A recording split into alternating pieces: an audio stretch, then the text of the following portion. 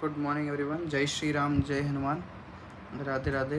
तो आज हम डिस्कस करेंगे, आजकल देखा होगा आपने, बहुत काफ़ी ट्रेंडिंग सा टॉपिक है साढ़े साथी या सैटर्न से रिलेटेड, कि सैटर्न अभी रेवती नक्षत्र में रेट्रो हैं, ये ट्रांजिट कर रही हैं। तो बेसिकली सैटर्न को लोगों ने, मतलब लोग सैटर्न को गलत ग्रह समझते हैं या बुरा ग्रह समझते हैं कि अगर ये ट्रांजिट कर रहा है, अगर ये घूम रहा है, ये यहाँ बैठ के इस घर में बैठ गया तो गलत है। तो जैसे हर सिक्के के दो पहलू होते हैं, इसका भी वही है। सैटर्न अच्छे भी हैं, सैटर्न गलत भी हैं। शनिदेव अच्छा भी करते हैं और शनिदेव गलत भी करते हैं। सबसे पहले अगर आप रूट पे जाओगे, अगर हम रूट पे जाएं तो शनिदेव क्या हैं, किस चीज़ के लॉर्ड हैं?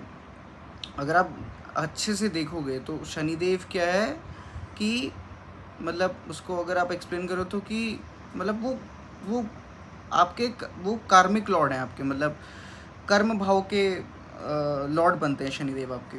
जो भी आप कर्म करते हैं उसका जो फल होता है, चाहे वो अच्छा हो चाहे वो बुरा हो, वो शनिदेव आपको देते हैं। ठीक है। अब एक चीज़ मैं आपको बताऊँ, साढ़े साती किसी की भी जब चलती है तो लोग कहते हैं कि हमारे साढ़े साती चल रही है, हमारा बुरा ही होगा या हमें परेशान होंगे। शनिदेव क्या करते हैं? शनिदेव प्रेशर देते हैं। शनिदेव किसी को परेशान नहीं करते, किसी ने कुछ गलत नहीं करते। शनिदेव सिर्फ प्रेशर देते हैं आपको, वो इनडायरेक्टली स्ट्रॉन्ग बनाते हैं। और मैं एक चीज़ ये बताना चाहूँगा कि साढ़े साती अगर 100 लोगों की आती है तो साढ़े साती का इफेक्ट सिर्फ 50 पे पड़ता है, क्योंकि शनिदेव मेहनत और प्रेशर भी उनको देते हैं। शनिदेव प्रेशर भी उन्हीं को देते हैं जो इंसान मेहनत कर रहा होता है। जो मेहनत नहीं करता, शनिदेव उसे प्रेशर नहीं देते। मतलब किसी भी भगवान को उधर जाके या फिर उस, मतलब अपने किसी भी उस आदमी को समझाने का कोई महत्व नहीं है जिससे उसका, मतलब उसको उसके लिए कुछ करने का महत्व भी नहीं, जिससे उसका मतलब या जिससे उसका इम्पोर्टेंस भी नहीं पता। तो शनिदेव प्रेशर भी उसे ही देते हैं जो इंसान मेहनत कर रहा होता है। मैं, अगर आपकी साढ़े सात ही चल रही है, if you one of those people की आपको लग रहा है कि यू फील लाइक कि यार हमें तो फ़र्क नहीं पड़ रहा, हमारा सब बढ़िया चल रहा है, then definitely there is no blessing of Saturn on you, because Shanidev pressure भी उन्हीं को देते हैं जो मेहनत करते हैं। It makes you strong. Saturn is the only planet that makes you strong. अगर मार्स अच्छा बैठ गया कुंडली में तो आप नेचुरली बाय बॉर्न आप स्ट्रॉन्ग पैदा होते हो। ठीक है। But Shanidev makes you strong. जहाँ पे भी सैटर्न आपके बैठते हैं वहाँ पे आपको छोड़ देना है चीज़ें। वहाँ पे मतलब होंगे, आपको बस स्टार्ट करने लग जाना है चीज़ों को। ठीक है।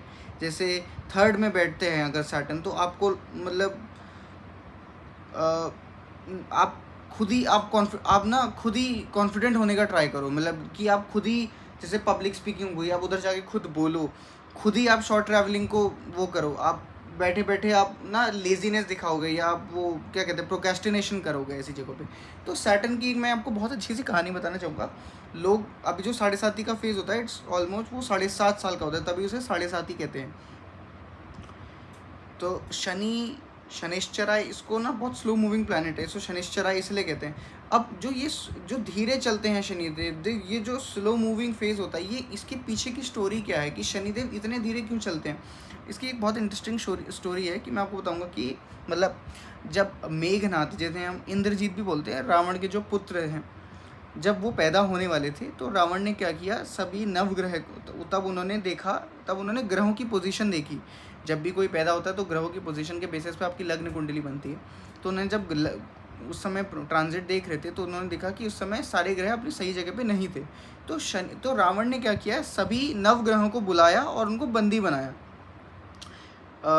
रावण क्या कहते थे, रावण चाहते थे कि सारे ग्रह 11वें भाव में बैठ जाए। पहले तो 11वां भाव क्या है, फुलफिलमेंट ऑफ योर डिज़ायर्स। आपका मतलब देखिए, जैसे दशम भाव आपका कर्म है तो 11वां भाव आपका फल है। किसी भी भाव से उसका दूसरा स्थान उसका फल बताता है, उसके गेन्स बताता है। जैसे लग्न से सेकंड, आपका सेकंड हाउस पड़ता है। सेकंड हाउस किसका होता है? फैमिली और गेन्स का, आपके वेल्थ का। आप अपने पे काम करते हो तभी आप कल के दिन पैसा या फिर संपत्ति जोड़ पाते हो। किसी भी भाव से दूसरा भाव उसके गेन्स का होता है। ठीक है। तो रावण क्या थे, रावण चाहता था कि सारे ग्रह 11वें स्थान में बैठ जाएं, जो लेकिन वो पॉसिबल नहीं था, क्योंकि ग्रह की प्लानिटरी मूवमेंट्स ऐसी होती, तो वो पॉसिबल नहीं था। अब 11वें भाव में क्यों चाहते थे? क्योंकि रावण चाहता था कि जो उसका बेटा मेघनाथ था वो अमर रहे, वो इनविंसिबल हो जाए। क्योंकि अब आप 11वें से एक भाव अगर आप लास्ट भाव जाएंगे तो 12वां भाव होता है। 12वां भाव मोक्ष होता है। मोक्ष के पहले अब जो 11वां भाव पड़ता है वही ऐसा भाव है जहाँ पे आपकी इच्छाएं होती हैं और जो आपको अमर बना सकता है। क्योंकि 11वें से अगर आप अष्टम जाएंगे तो आपका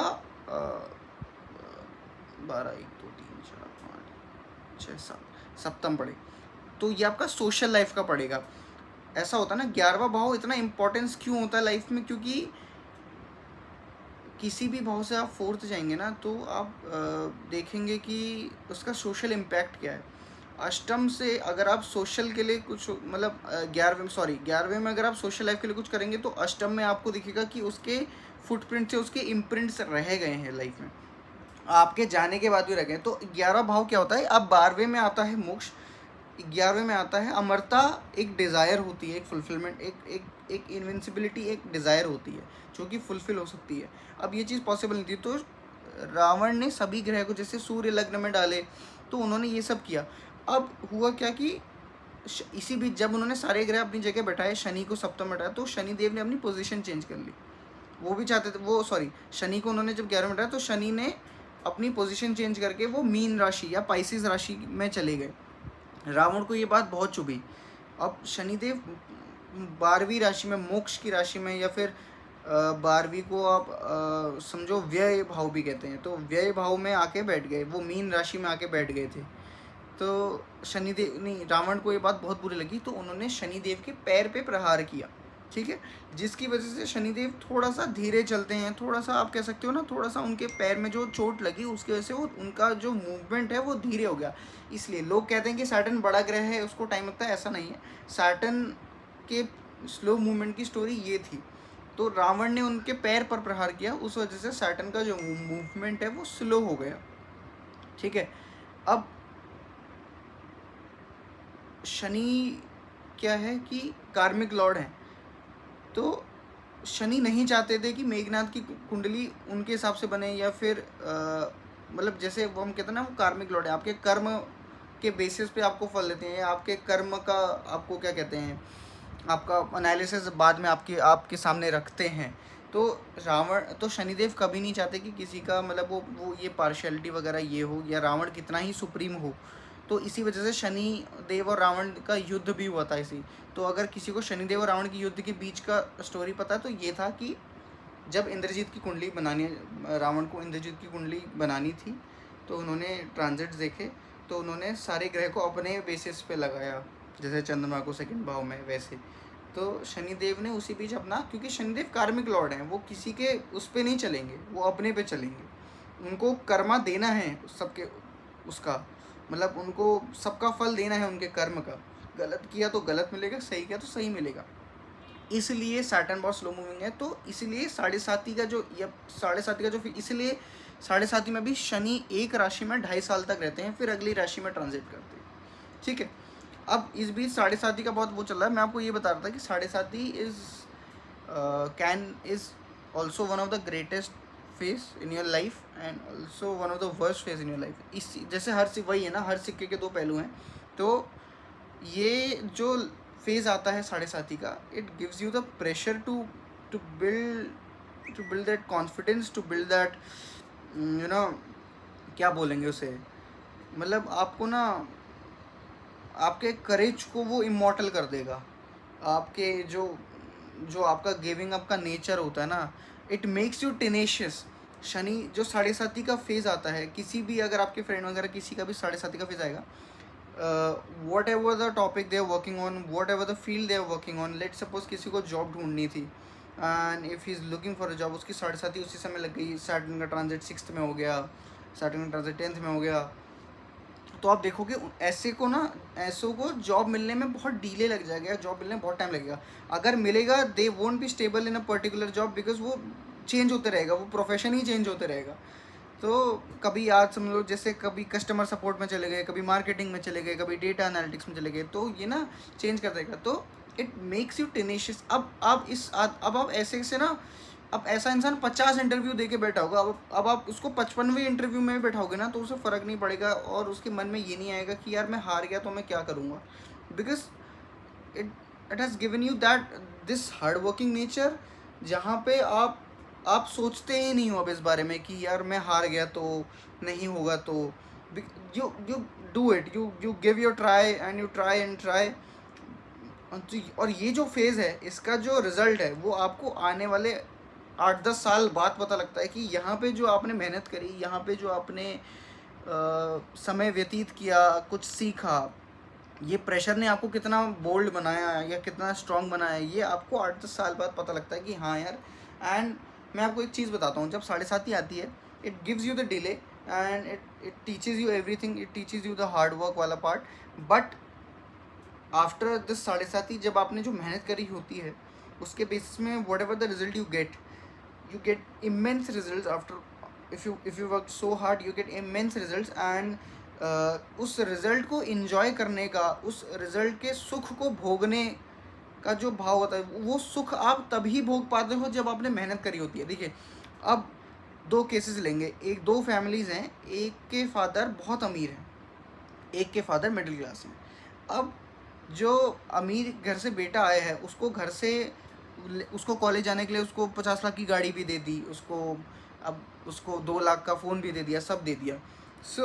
अब जो ऐसा है वो कल के दिन लेट सपोज अब नया फ़ोन आया, इसने नया फ़ोन चेंज किया तो उसके अंदर वो एक्साइटमेंट ही नहीं होगी। वो ऐसा ना, अब उसने फ़ोन चेंज किया, उसको पता है कि ये चीज़ मैंने बचपन से हाथ पे देखी है, मुझे इसका मतलब इतना कुछ है नहीं कि ये मिला वाह ये करूँ करके। बट वहीं जो मिडिल क्लास फैमिली है उसका जो बच्चा है वो मेहनत करता है और खुद से ये चीज़ें लेता है, वो खुद से कल 10 साल मेहनत करके खुद से एक 50 लाख की गाड़ी घर के लिए जोड़ता है। तो उस गाड़ी का जो वो गाड़ी लेके जो उसे सुख मिला, उसके परिवार को जो सुख मिला, वो सुख वो भोग पाते हैं। तो जब तक आप मेहनत भी नहीं करते तब तक आप सुख भी नहीं भोग पाते हैं। तो 7:30 वो फेज़ है, मतलब आपको वो मेहनत इतनी कराएगा, उसके बाद आपको उस फल, जो आपको फल मिलेगा उसको भोगने का जो सुख है वो आपको तभी मिलेगा। तो इसलिए शनिदेव को लोग बहुत गलत इंटरप्रेट करते हैं। Shanidev is like a Guru who teaches you, you know, बिल्कुल आपको ज़मीन में रख के बिल्कुल डाउन टू अर्थ बना के आपको सिखाएंगे। एंड उसके बाद जो आपको करेज, जो कॉन्फिडेंस आपको लाइफ में मिलेगा ना, बिकॉज एक सैटर्न का ट्रांजिट वैसे भी 29.5 ईयर्स का होता है, तो वो आपको इतना सिखाएगा लाइफ में, then like you'll be so amazed। And उसके बाद जो आपको सुख मिलेगा, उस सुख को जब आप भोगेंगे इस प्रेशर के बाद, इस वर्कलोड के बाद, that's something which you can't buy with money. तो यही बताऊंगा कि सैटर्न को या 7:30 को या शनिदेव को लोग बहुत गलत इंटरप्रेट करते हैं। तो वो अच्छे भी हैं, वो बुरे भी हैं। बुरे वो हैं, वो आपको अपने कार्मिक लेसन देने आए हैं, ठीक है। शनि 5th हाउस में आ गए, ट्रांजिट कर गए, तो आपके पूर्व पुण्य के कर्मों के बेसिस में आपको उस समय फल मिल जाएंगे। आपका पैसा अटक गया तो पूर्व पुण्य में आपने किसी का पैसा खाया था, अटकाया था, तो आज आपका पैसा अटका है। तो शनिदेव बस आपको लेसन टीच कराते हैं एंड आपको सिखाते हैं। जैसे ही आप सीखेंगे तो आप इस प्रेशर वाले या इस परेशानी वाले बंधन से खुद ही मुक्त हो जाएंगे। जैसे ही आपको आपका लेसन टीच हो जाएगा, when ever your phase ends and you will completely enjoy what ever you have learn, and आप उसको आगे तक अपने अंदर रखोगे। Thank you.